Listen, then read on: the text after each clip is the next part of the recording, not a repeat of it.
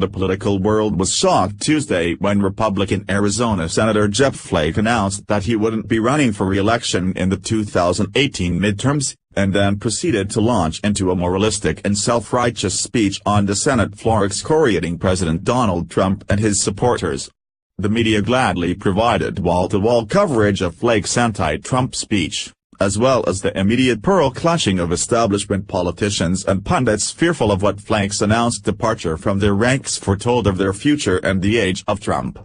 But in truth, Flake's rhetorical assault on Trump was actually an assault on his supporters, as well as Flake's own constituency in Arizona, as he had seen the writing on the wall and knew he faced an incredibly difficult challenge, not only winning his party's primary, but the general election in 2018. In an interview with the Arizona Republic ahead of his speech on the Senate floor, Flake stated that he had determined there may not be a place for a Republican like me in the current Republican climate or the current Republican Party.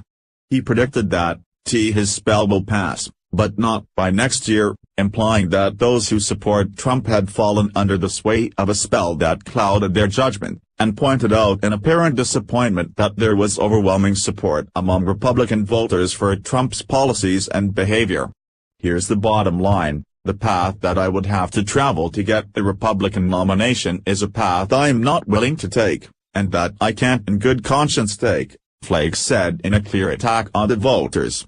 It would require me to believe in positions I don't hold on such issues as trade and immigration, and it would require me to condone behavior that I cannot condone. In his lengthy Senate floor speech, full text can be read right here, Flake largely reiterated many of the sanctimonious criticisms of Trump that have been heard from anti-Trump Democrats and never-Trump Republicans for the past 2 years, with insults far too numerous to repeat here.